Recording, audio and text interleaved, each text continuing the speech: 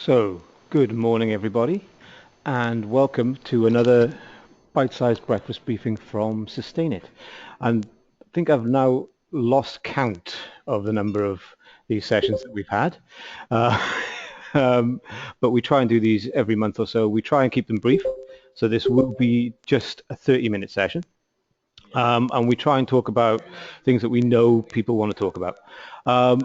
Just as a bit of housekeeping, there is a chat window and there is 10 minutes at the end for questions. So if you do have any questions at all, then please type them there, and that would be the best way to make sure that we answer those. We'll try and answer as many questions as we can, but obviously, it's potentially a very big subject, in fact.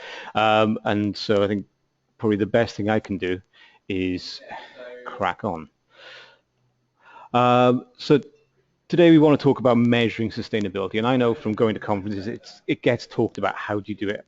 I think it's one of those subjects that gets talked about endlessly, and there's always a lot of hand-wringing about how best do we do it. Is there a general way to do it? I think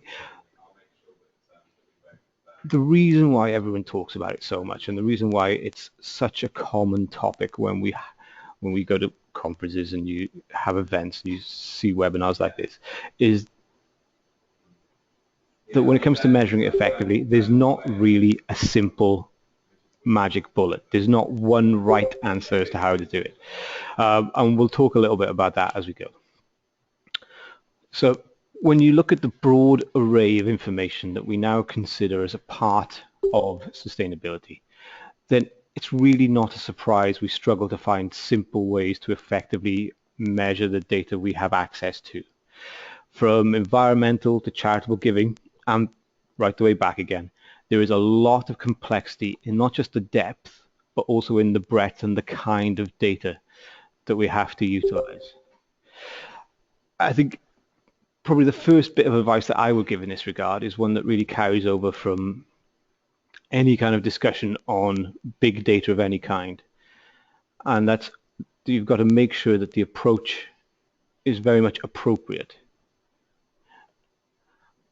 With so much data from so many different places and talking about such a broad array of topics, you've got to make sure you're talking about the right thing, and you've got to make sure that you're talking about it in the right way. It's also very important to remember just how broad the audience for sustainability is. So from internally, you're talking about everybody from the board right down to, as was the ground floor, for want of a better way of putting it, are going to be interested in what you're doing in terms of sustainability.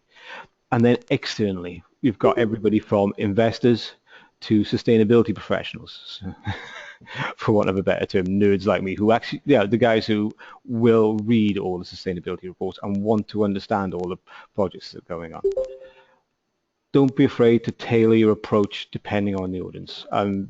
Obviously, as a sustainability data consultancy, I think this is one area where we'll always say that technology can really be your friend in this regard. If you're already gathering this information, then being able to slice it in different ways is a very effective way of being able to make sure that the information you're putting out there is relevant to as broad an audience as is possible. There we go. So environmental data. So I think more than any other area, environmental data resonates as the core component of CSR and sustainability reporting. Like energy, and even more so CO2, have become very closely intertwined with the broader subject of CSR. And this has been really true over the last 5 years. I think as climate change and carbon footprint have become firmly established in the public psyche, it's become something that you just can't escape from when you talk about sustainability. And I think this is great because it's really pushed sustainability into the heart of the public conscience, but it's had two important things. First of all, everyone knows how important CSR data is. Carbon footprints are big numbers and everyone gets that. But second of all, I think other environmental metrics suffer a little bit from a lack of focus. But we'll come back to that in a minute. I think it is, though, important to quickly mention that environmental data does suffer a bit, I think, from inconsistency when you look at big organizations and large data maps. So historically, environmental data hasn't had the same central management as financial data.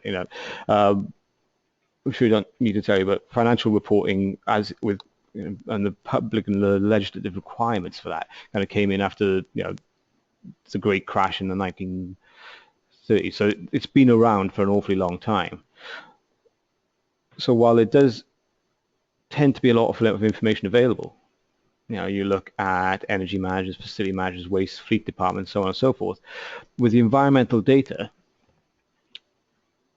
there isn't a uniformity. Financial reporting and the metrics associated with that have been well established and have that history and have had that growth pattern, so that people understand what kind of information is needed and they understand how to get that data and how to use it effectively. But I don't think at this time that environmental data has had that growing process, so it doesn't have the uniformity that would be nice. There's no one methodology, so it's something that I think you have to bear in mind when you look at environmental data. It's something that's easily managed through waiting and through diligence and just through, unfortunately, hard work, but it is something to consider. The other thing is, and I mentioned it before, there's no denying that everyone wants to talk about carbon. I think over the last 5 years, that's been the primary focus. That's been what everyone's wanted to talk about, and that's fine. And that's been a great way of moving forward. But there is more to it than that. I think as you build an understanding of how you're going to measure sustainability and how you're going to talk about it yourself, then you can build an understanding of what other data also aligns with that. You can see the broader value of more environmental information beyond carbon. You've got transport, you've got waste, you've got production, and they all fall under the umbrella of environmental data. And they're all worth effectively measuring, but I'm not always certain that carbon is the right way to talk about them. Transport, you've got mileage things, and it's a much more interesting way to manage and report to measure is to talk about things like mileage for that. It's finding the right metric for the right job. It's about, again, cutting the data in the right way. It's about finding the right way to weight information so it makes sense. It's about making sure that when you talk about your data, it's relevant to the audience. And whilst for someone like me, brilliant, you can talk about scope 1, 2, and 3 emissions, you can talk about well to tank, and I will eat it up. But I'm obviously not the typical audience for an environmental dashboard, so it's worth considering that there are other people out there. So social impact, and this is, I think, something else that's growing. I think 5 years ago, 6 years ago now, when I started talking to companies about what they were doing with sustainability reporting, and 9 years ago when SustainIt started, everyone wanted to talk about environment. But it's not just about the environment. It is corporate social responsibility. It's sustainability. So it's about more than that. And I think social data is probably the area that's hardest to nail down. By its very nature, it's some of the least qualitative, most qualitative, least quantitative, and it's hardest to capture. I think with the obvious exception of things like accident information, which is unsurprisingly very strong, social data can be inconsistent at best.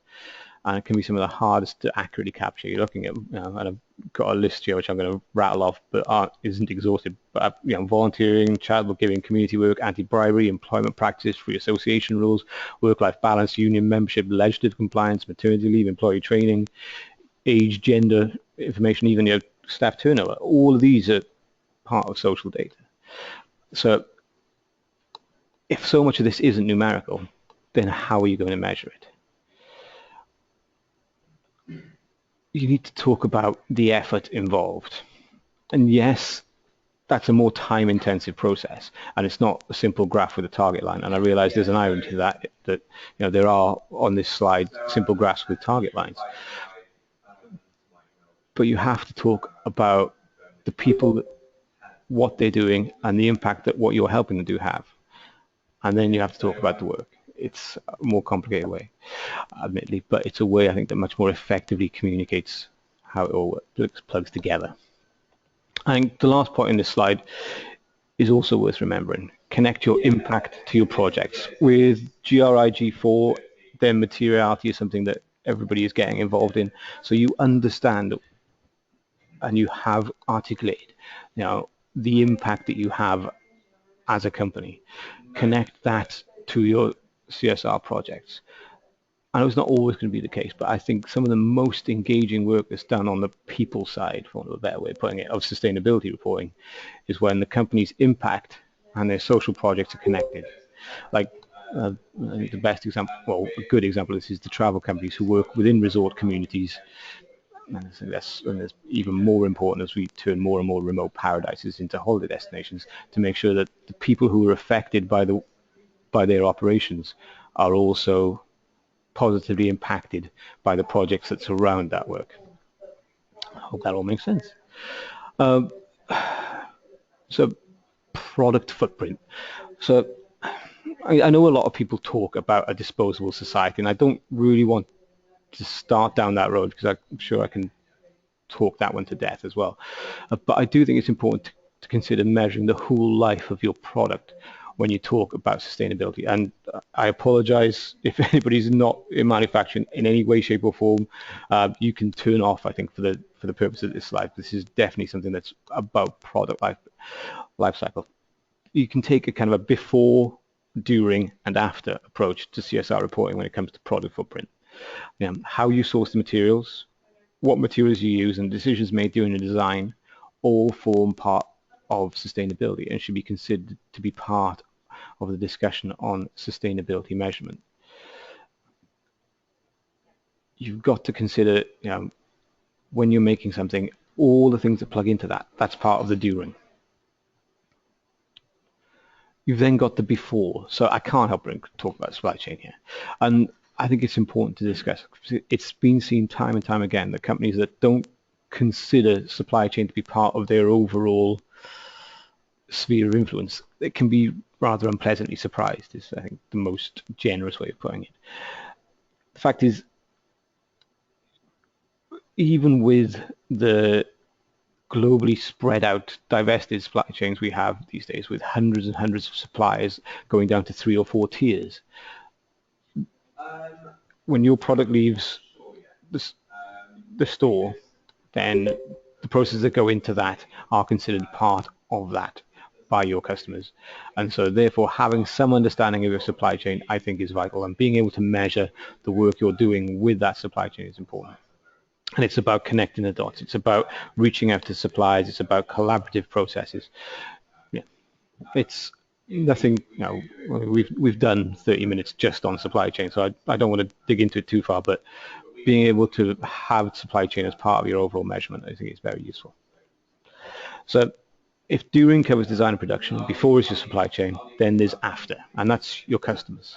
So a product's life doesn't end when it leaves the production line, and so neither does its total impact. And whether it's something that will last for years and years, and we've all got things that will, or whether, and I say this, fully aware that there's a Pampers logo right in the middle of this slide, and I've got a 2-year-old. Some products aren't designed to last very long, but again, it's how the product is used is something that you can also talk about and also measure as part of your sustainability impact. Does your product biodegrade more quickly? Have you looked at the recyclability of what you're making? It's all important stuff.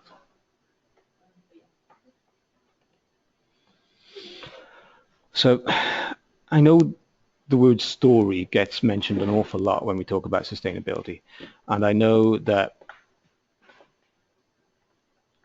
it's something that can kind of be a bit of a red flag to a lot of people, but we do need to talk about it. Sustainability is a new subject, not just for companies, but also for their stakeholders. Everybody, as we talked about, from the board to end users. So it's vital to be able to talk about your sustainability journey in a way that makes sense. When you measure your success in the transition to being a sustainable company, then you need to be able to compare the work you've done against an overall objective. And this is where big values really play their part. you've got to articulate what you want to achieve. Remember that when you set out grand aims, you need to be able to chart progress against them. I think you need to be able to show that you're heading in the right direction. I think some of the most effective communication pieces on sustainability have been done by companies who've set out a long-term target and continue to move towards that target, each year highlighting incremental steps towards a final goal that can still be years and years and years away. As well, when you talk about long-term goals and corporation-wide targets, it's sometimes useful to put things into perspective. It's sometimes useful to really show how big the numbers are. A billion kilowatt hours, 16 tons of waste sent to recycling. I mean, these numbers can be huge. We work with clients, and we've got a slide coming up which talks about our customers. So we'll show that. But we work with clients who have these huge impacts. But that also means that changing them by just 10% can make a huge difference too. If you can highlight just how much impact you're trying to have, then you can celebrate the enormous positive change you can affect.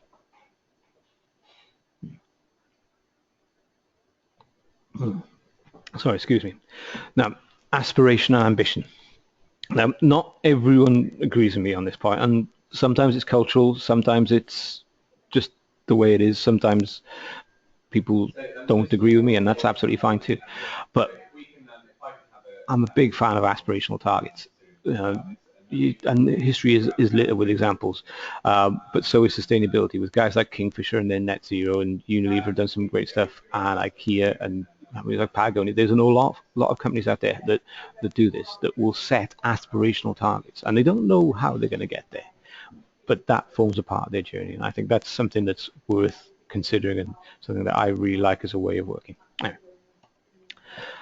So straight after big values, small stories.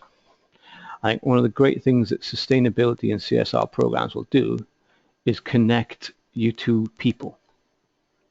And in a world of managed brands and even to an extent managed personalities, where so much of the content we see is tightly controlled, it's the small stories that sustainability can bring up that can really highlight the measurable difference that your sustainability programs have. So talk about those. Talk about the people that positively are impacted by small projects that your big sustainability targets have enabled. Talk about how a commitment to understanding overall impact means that people are always a part of the decision-making process. And there's nothing that we can do to hide from the fact that there's a staggering inequality in the global economy. And a lot of our clients, a lot of you as well, operate in that global economy. The average monthly wage in the UK is £2,000. The average monthly wage in Bangladesh is £20. That's a big difference. But that also means that when we look at what we would consider to be tiny projects, we often don't see just how much they can achieve because we don't operate in that economy. We just see it as £2,000. Well, that's an average. It's not. It's an awful lot more than that. School programs, clean water, arts and music funding, and so much of this, if it's in a different economy, then what we would consider to be a tiny amount that isn't worth thinking about can have a huge impact. Celebrate those differences and talk about the differences they make rather than the money that you're pumping. I think it makes more sense to do it. And then talk about your customers. So we've talked about this with some of our clients quite often, and we've also done some work with some charities and with the Wetlands and Wildfowl Trust as well, and we've talked about it to them because we think it's important. We started calling them advocacy metrics, the idea that you can influence your stakeholders into making more sustainable choices. Now, it seems like a hard thing to get your head around. It doesn't seem like it would really have an impact, but it does work. IKEA are doing this at the moment through programs that make LED lighting and solar panels more available. Unilever have done it, I think, very, very well through focusing on their sustainable brands. I know they've just put out some information that says that their sustainable brands are outperforming their non-sustainable brands by quite a large margin. I think Marks and Spencer's as well. If you can measure the positive impact that your advocacy or leadership or encouragement provides, then you can talk about how you're playing a part in a much wider change. So we're getting towards the end now, I'm sure, thankfully for everybody. So 5 things that we think should be considered when measuring sustainability. Environmental data, which is where all the numbers sit and where most people start. Make sure that the big numbers you have make sense to your audience. Social impact. Understand the people and understand the communities that you touch, from the health and safety of your employees to the charitable work you enable. Focus on the effort and how your CSR projects connect to your overall impact. Product footprint.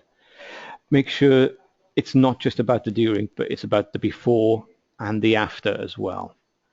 Understand your manufacturing process, understand it's just one part of the story, and talk about it all. Big values. Articulate what you want to achieve. Remember that when you set out your grand aims, you need to be able to chart progress against them, and you need to be able to report against their success. But don't be afraid of the big final goal, because that's really where some of the most interesting and the most ambitious work is done. And small stories. Talk about the people and talk about how you positively affect them through small projects that the big targets enable. Talk about how a commitment to understanding the overall impact means that people are always a part of your decision-making process. Hopefully, most of that makes sense. So this is the slide that I have to put in every single time, and I can never get away with it. SustainIt are a sustainability data consultancy, and we've been helping our clients understand their CSR and sustainability data for 9 years now. We're coming up on 10. We've helped them understand the information. We've helped them build KPI strategy. We've helped them work out the metrics that they want. We've helped them understand how they can succeed. It's a great. We've done it through technology, through knowledge, and just through understanding that data helps them tell their stories. It's a great way to go.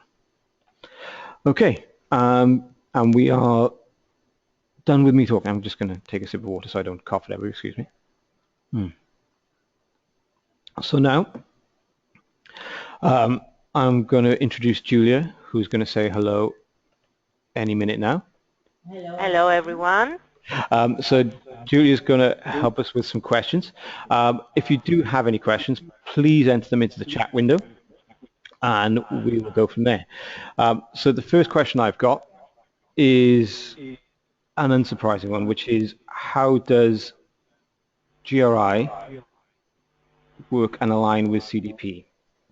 And this is quite a technical one, but it's something that's interesting to talk about because so much of what we do is about measurement and is about it. So things like the GRI and CDP, and we can also look at Dow Jones Sustainability Index and others, are all metrics that, or frameworks that will help you lay out what your KPIs are going to be. So they give you, I think, a very good starting point for an overall framework of sustainability reporting. I think if you're looking for an initial set of KPIs to go for, then yeah, GRI helps. Obviously, with the materiality stuff that they've brought up recently as well, that gives you a little bit more. But overall, I like how it all plugs together. I think CDP is nice because there's a lot of overlap between the two. So that if you're already reporting against GRI, then you get the same metrics really for CDP. But yeah, it's a good start would be how I would put it. Okay. I hope that helps. Julia, do you want to ask the next one? Yes, so we have local authorities currently produce greenhouse gas emission reports. Has anyone heard of any changes in the requirements for this year? Yes, is the shortest answer I can give you. So this year, the WRI, who were in charge of setting out the GHG protocol, have updated their guidance on Scope 2 emissions to include I need to get the terms right, local and market-based sources. So the idea being that if you are, for example, using local energy providers that use more renewable sources of electricity, you can report, as well as on kind of a country level emission factor, you can also use their emission factor to be able to report a saving in emissions due to using less carbon intensive energy sources. Apple have done actually this quite eloquently in some of their reporting, just because they've obviously had a big push towards using more renewable energy. As well, and I'm going to say this, Sandra, primarily because you say local authorities, I'm not entirely certain what you mean, but DEFRA also have produced a new set of emission factors for this year, and that's for pretty much every single energy source you can think of under the sun. They do this on an annual basis, and it's obviously to take account of things like energy mix and changing where gas comes from, stuff like that. Hopefully that makes sense as an answer, and that's quite exhaustive. Are there any more questions, anybody? Okay. Well, we are just coming up to time, so I will call it at that. Thank you very much for your 30 minutes today. Hopefully it all helped. Hopefully it all made sense. I'm sure that someone will be in touch with you to ask what you thought, ask you if you have any suggestions for subjects for next time. We're always looking for advice on what we should be discussing. We will be putting this up on our YouTube channel later on today. Every time I say it, I feel very, very old, but we do have a YouTube channel. It's where all these briefings can be found, and it's a great place to go if you miss the sound of my voice. But there are other people talking as well, I promise. But it's a great place to go if you just want to recap on anything we've done. Thank you very much for your time, and have a lovely day. Okay. Goodbye, everybody.